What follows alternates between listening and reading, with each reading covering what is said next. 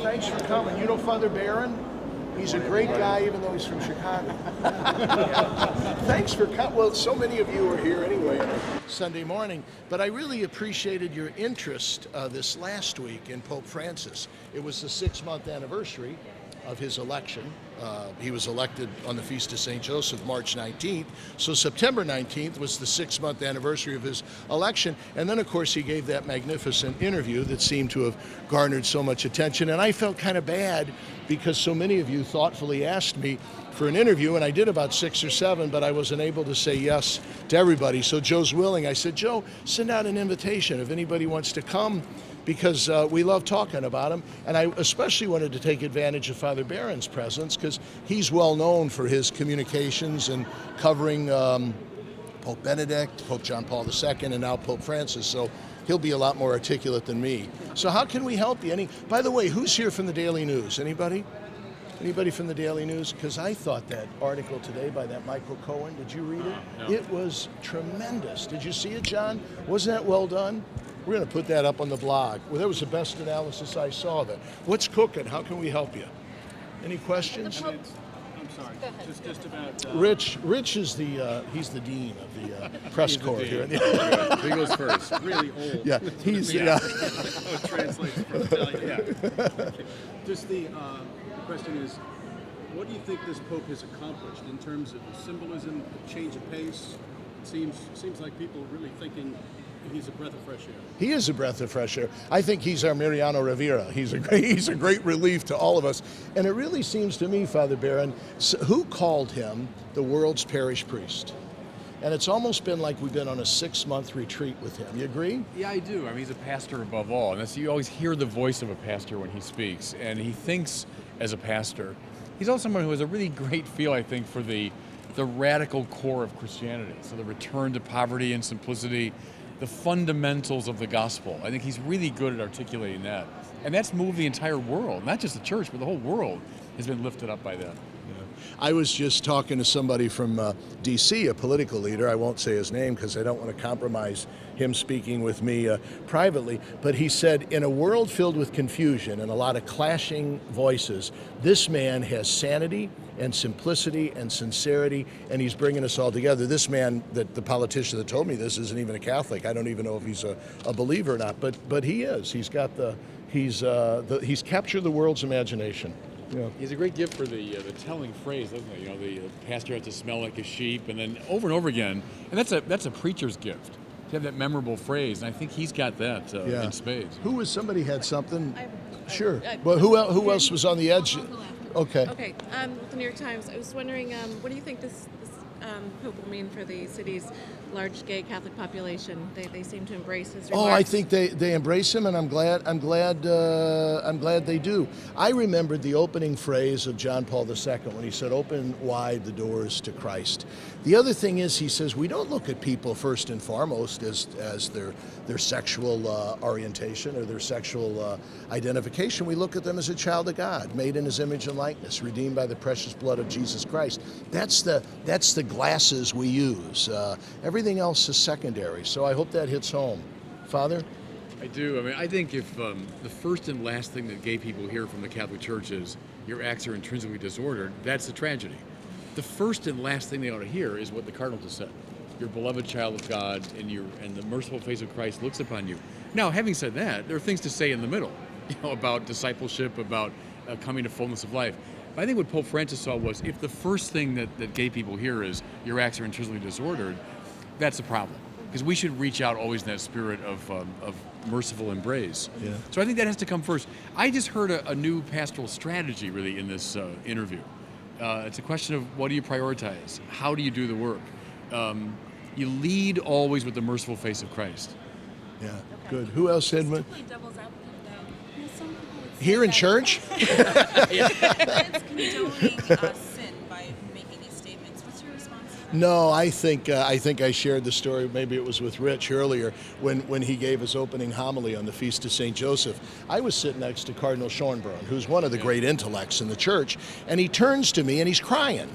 And he says, Tim, this man speaks like Jesus. And I said to him, Chris, he does, and I think that's the job description. So like Jesus, he's always saying, love hate the sin, love the sinner.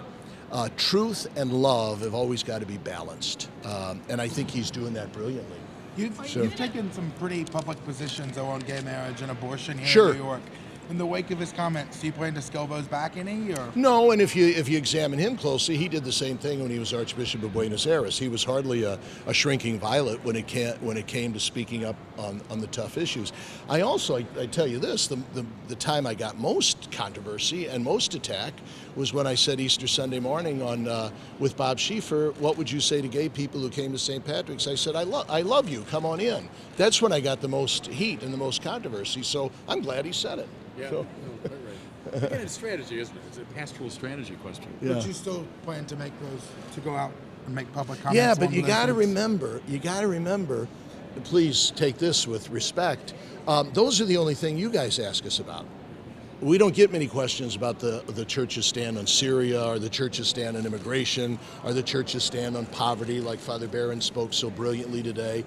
The dying and rising of Jesus. Yeah, that's kind of pivotal, about God, the existence of God. Yeah. Those are the things I spend 99% of my time talking about. And when periodically you'll say something, that's when about what you might call the below the belt issues or gender politics, that's when you get the headlines, and that's not good. That frustrates us, and I agree with Pope Francis. That's not the only thing we're saying. Did he? No. He would know. One of the lines there that nobody seems to be paying attention to is when he said, "I'm a loyal son of the church. I love the church and I love her teachings." And he knows that his highest and most sacred responsibility is to pass on the timeless teaching of the church. What he's saying is, we got to think of a bit more effective way to do it, because if the church comes off as a scold, it's counterproductive.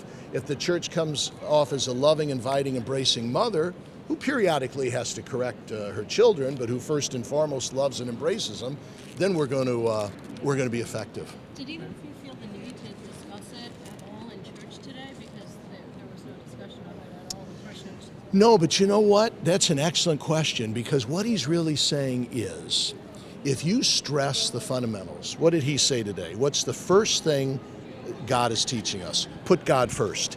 If you're big on that, everything else falls into place. It's almost like a theological trickle-down theory. All the other truths flow from that. If we speak about every person made in the image and likeness of God, called to virtue, called to bring out what is most noble and enlightening and enriching, that's when we have an impact in Syria. That's when we have an impact in Kenya. That's when we have an impact on the streets of Chicago and Washington, D.C. and New York. That's when we save babies. That's when we serve the poor. That's when we keep families and marriages together. What Francis is saying is first things first. And that's what you hear from the pulpit. Our people tell us rightly, they don't always want to hear about issues from the pulpit. They want to hear about God and Jesus and what he's told us about himself and what he expects from us. So, Quite right. John. John is the premier paper in New York, Catholic New York. Okay. Yeah. You spoke a lot about, the Pope spoke a lot about discernment. Can you talk a little bit about the value of discernment as a shepherd? You know what discernment means, Father Barron? Tell him, because he's a son of St. Ignatius Loyola. Right, he's a Jesuit, and so that's key to the whole spirituality of St. Ignatius, that we discern what the voice of God is. And that comes through desolation, consolation, so what's producing these deep sense of consolation at the bottom of the soul, what's causing anxiety, and so on. And Ignatius taught his sons down through the ages to do that spiritual discernment. And that's key for any leader in the church, above all the Pope. Vatican II says, discern the signs of the times. You know, what's going on in the world? How do you read it in light of the gospel?